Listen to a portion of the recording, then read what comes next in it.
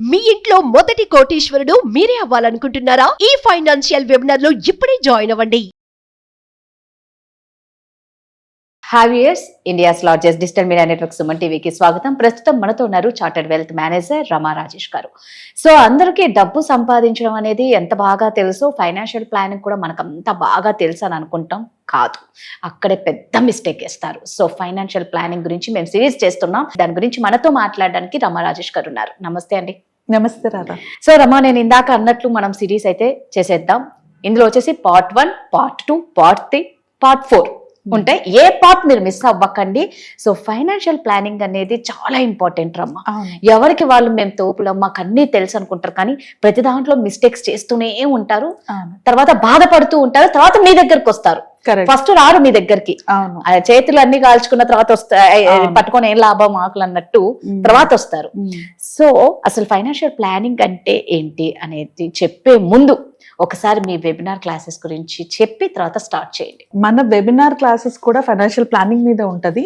కాకపోతే అక్కడ in depth మన ఫైనాన్షియల్ ప్లానింగ్ మనం ఎలా చేసుకోవాలి అని ఉంటది. అన్ని యూట్యూబ్ లో మనం చెప్పలేము. నాలెడ్జ్ పరంగా నేను యూట్యూబ్ లో ఇవ్వగలుగుతాను, కానీ కాన్సెప్ట్ వైజ్ లేకపోతే సిచ్యువేషన్ వైజ్ అవి నేను చెప్పాలి అంటే దానికి వర్క్ షీట్స్ కావాల్సి ఉంటది, అండ్ అనాలిసిస్ కావాల్సి ఉంటది, లాట్ ఆఫ్ థియరీ ఉంటుంది, అండ్ ప్రాక్టికల్ గా కూర్చోబెట్టి కనెక్టివిటీ కంపల్సరీ ఉండాలి. అప్పుడే అది చేయించగలుగుతాం.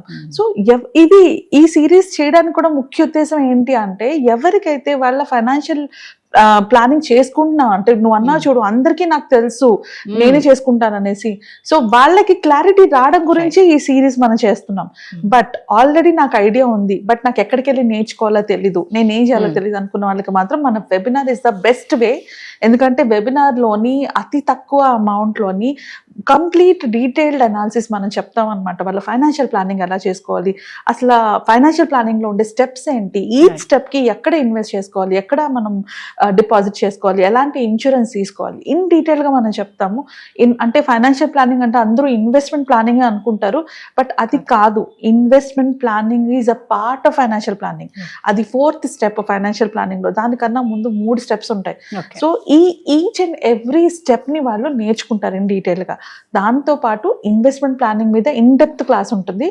అంటే ఎలాంటి ఫండ్స్ సెలెక్ట్ చేసుకోవాలి, మన గోల్స్ ఎలా, అంటే నేను ఎప్పుడు కూడా గోల్ బేస్డ్ ఫైనాన్షియల్ ప్లానింగ్ చేసుకోవాలి అని చెప్తాను. అది చాలా అవసరం అని చెప్తాను.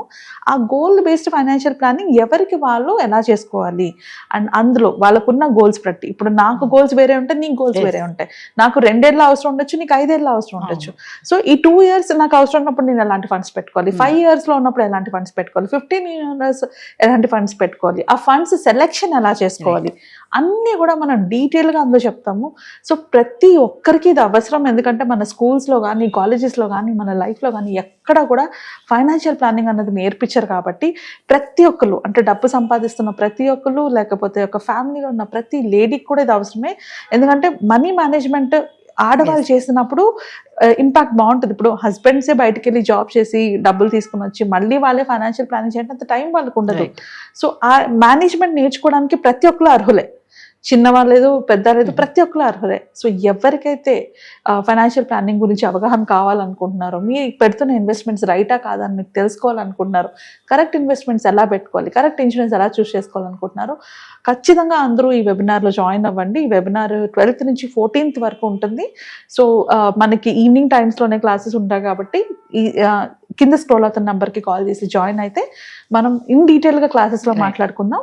And coming to the series, ఈ సిరీస్కి వచ్చేటప్పటికి ఇది నేను చేయడానికి రీజన్ ఏంటి అంటే, అందరూ అంటే నాకు వచ్చిన క్లయింట్స్ కానీ, నేను ఆన్లైన్లో చూస్తున్నా కానీ, ఎక్కడ చూసినా కూడా ఏ మ్యూచువల్ ఫండ్ కరెక్ట్, ఏ స్టాక్ మార్కెట్ కరెక్ట్, ఈ ఫండ్ పడిపోతుంది ఏం చేయాలి, ఆ ఫండ్ పెరుగుతుంది ఏం చేయాలి, ఇప్పుడు మార్కెట్ డౌన్ అయిపోతుంది ఏం చేయాలి, ఆ చుట్టూ ఉన్న నాయిస్, అంటే భయానికి ఏదో ఒక మిస్టేక్ చేయడం, ఆ మిస్టేక్ చేసిన తర్వాత డబ్బులు లాస్ అవ్వడం, ఇవన్నీ ఫేస్ చేస్తున్నారు. కాబట్టి అందరికీ, అంటే నేను మ్యూచువల్ ఫండ్స్ గురించి మాట్లాడచ్చు, బట్ నా పాయింట్ ఏంటి అంటే, మ్యూచువల్ ఫండ్స్ కన్నా ముందు ఇంపార్టెంట్ ఫైనాన్షియల్ ప్లానింగ్.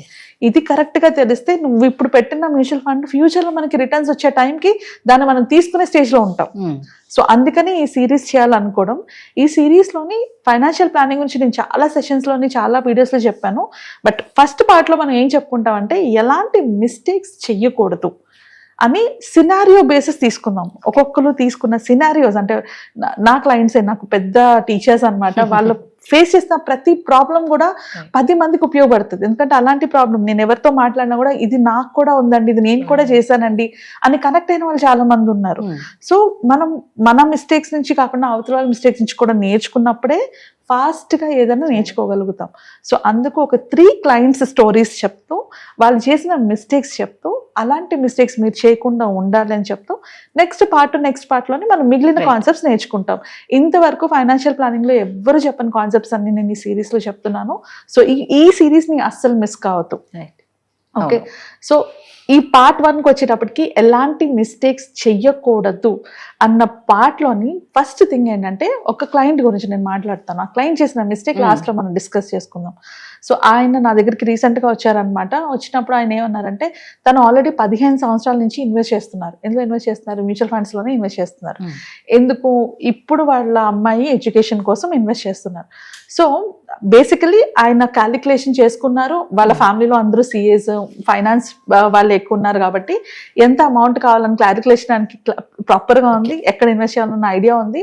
సో 15 ఏళ్ళ నుంచి ఇన్వెస్ట్ చేస్తున్నారు. కరెక్ట్గా ఈ సంవత్సరం ఆయన తీసుకోవాల్సి వచ్చినప్పుడు ఆయన కావాల్సిన అమౌంట్ 50 లక్షలు అయితే అది 38 లక్షలకి వెళ్ళిపోయింది ఫండ్. సో ఇప్పుడు అంటే 50 lakhs కావాలి. ఒక పక్క అమ్మాయి ఎడ్యుకేషన్కి డబ్బులు డిపాజిట్ చేయాలి. సో డిపాజిట్ చేయాలంటే మనకు కావాల్సిన అమౌంట్ కన్నా తక్కువ ఉంది. ఇప్పుడు ఏం చేయాలని నా దగ్గరకు వచ్చారు.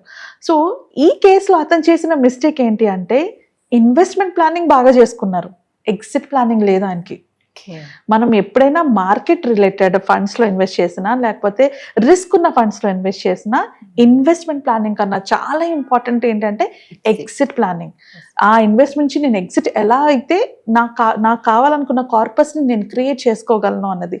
సో ఇలాంటి మిస్టేక్స్ మనలో చాలా మంది చేస్తూ ఉంటారు. అంటే దాచుకుంటారు, లైఫ్ అంతా కష్టపడి దాచుకుంటారు. బట్ విత్డ్రా చేసుకునేటప్పుడు ఎస్పెషల్లీ రియల్ ఎస్టేట్లో అయినా మ్యూచువల్ ఫండ్స్లో అయినా ఈ రెండిట్లో అయినా కూడా విత్డ్రా చేసేటప్పుడు ఒక ప్లాన్ ఉండదు.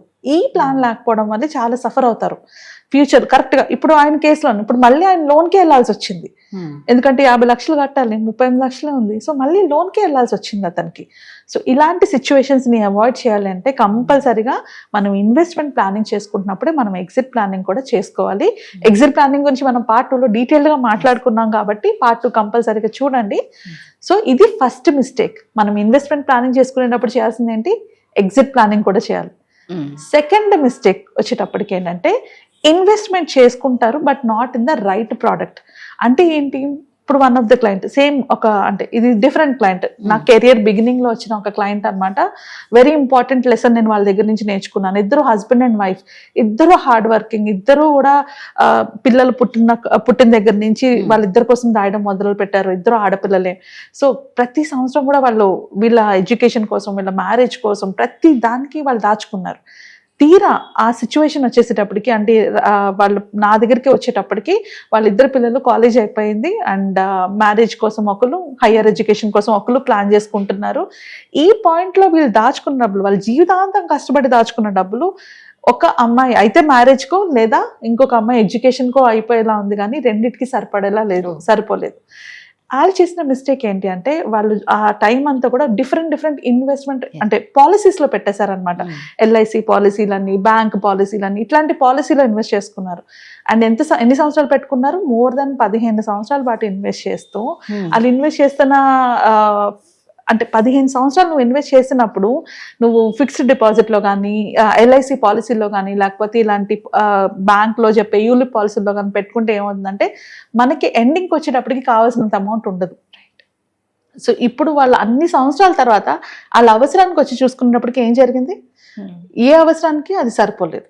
అండ్ ఇంకొక వర్స్ట్ పార్ట్ ఏంటంటే ఇలాంటి ఈ పాలసీస్లో, ఎల్ఐసి పాలసీ కానీ, యూలిప్ పాలసీస్లో కానీ, ఈ మనీ బ్యాక్ పాలసీస్లో కానీ మనకి ప్రతి సంవత్సరం డబ్బులు ఇస్తూ ఉంటారు.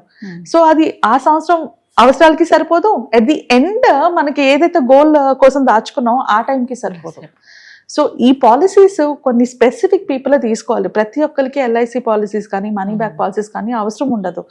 అది ఎస్పెషల్లీ ఇలాంటి గోల్స్ కోసం 15 సంవత్సరాల్లో ఇన్వెస్ట్ చేసుకునేటప్పుడు అలాంటి పాలసీస్లో పెట్టుకుంటే నష్టం ఏంటి అంటే మన అవసరానికి అది ఉపయోగపడదు, మళ్ళీ అప్పుల పాలు అవ్వాల్సి వస్తుంది. సో ఇది వాళ్ళు చేసిన సెకండ్ అంటే క్లయింట్ చేసిన mistake and most of the people చేసే మిస్టేక్. కష్టపడి సేవ్ చేస్తారు బట్ రాంగ్ ఇన్వెస్ట్మెంట్ చేస్తారు. అండ్ థర్డ్ మోస్ట్ పీపుల్ చేసే మిస్టేక్ ఏంటంటే ఎక్కువ అమౌంట్ సేవ్ చేయరు. దాస్తున్నాను కదా సరిపోతుంది అనుకుంటారు. ఇది ఫన్నీగా అనిపించచ్చు కానీ ఒక క్లయింట్ నా దగ్గరకు వచ్చిన క్లయింట్ ఆ నెలకి ₹1,00,000 జీతం వస్తుంది, ఆయనకి ఓన్ హౌస్ 1 crore పెట్టి తీసుకున్నారు అండ్ యూనో కార్ ఉంది అండ్ ఐఫోన్ ఉంది. అంత పర్సన్ వైజ్ ఆయన చేస్తున్న పొజిషన్, ఆయన చేస్తున్న జాబ్ కూడా ఒక సాఫ్ట్వేర్ ఎంప్లాయీ, అన్ని బాగానే ఉన్నాయి.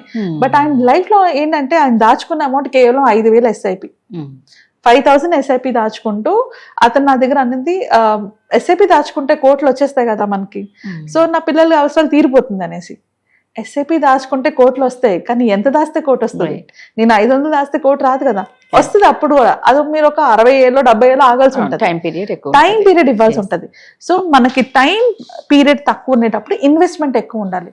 సో మనం కొందరు ఇన్వెస్ట్ చేసుకోలేని పొజిషన్ లో ఉన్న వాళ్ళు కొందరు ఉంటే, ఇన్వెస్ట్ చేయగలిగే పొజిషన్ లో ఉండి కూడా ఇన్వెస్ట్ చేయని వాళ్ళు కొందరు ఉంటారు. సో ఇది థర్డ్ మిస్టేక్. మీరేం మిస్టేక్ చేస్తున్నారంటే నేను ఇన్వెస్ట్ చేయలేకపోతున్నానంటే దానికి ఒక సొల్యూషన్ ఉంటుంది. నేను ఇన్వెస్ట్ చేయగలను కానీ ఇన్వెస్ట్ చేయట్లేదంటే దానికి ఒక సొల్యూషన్ ఉంటుంది. సో దాన్ని బట్టి మనం ప్లాన్ చేసుకోవాలి. సో ఈ కేసులో ఇతను చేసిన మిస్టేక్ ఏంటి, ఆయన ఇన్వెస్ట్ చేయగలరు కానీ ఎంత చేయాలో తెలియదు, దేనికోసం చేయాలో తెలియదు.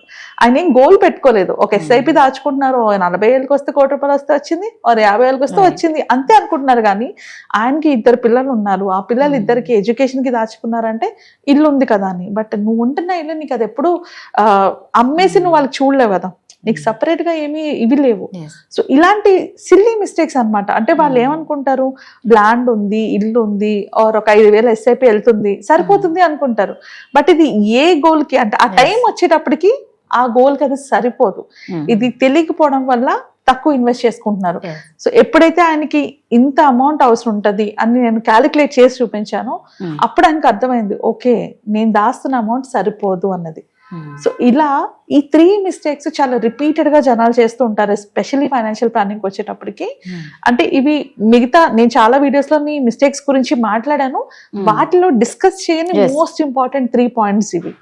సో ఇప్పుడు మనం నెక్స్ట్ వీడియోలో ఏం చేస్తామంటే ఎగ్జిట్ ప్లానింగ్ తో పాటు ఫైనాన్షియల్ ప్లానింగ్ గురించి డీటెయిల్ గా డిస్కస్ చేసుకుంటూ ఎగ్జిట్ ప్లానింగ్ కూడా ఎలా చేసుకోవాలని చెప్పుకుందాము. ఆ నెక్స్ట్ వీడియోస్ లో మనం ట్యాక్స్ గురించి కూడా మాట్లాడతాము.